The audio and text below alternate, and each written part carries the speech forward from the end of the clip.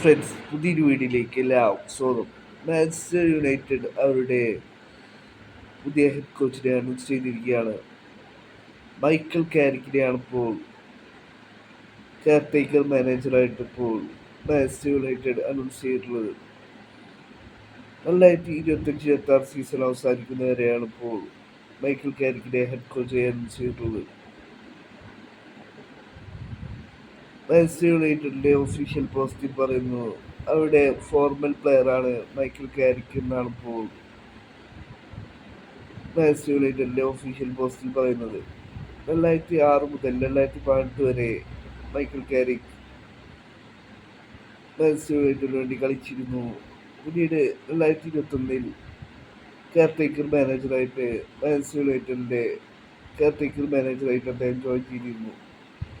പിന്നീട് അദ്ദേഹം ഒരു ഫുൾ ടൈം കോച്ചായിട്ട് അദ്ദേഹം മിഡിൽ സ്പ്രോയുടെ ഹെഡ് കോച്ചായിട്ടായിരുന്നു ഒരു ഫുൾ ടൈം കോച്ചായിട്ട് പോയത്.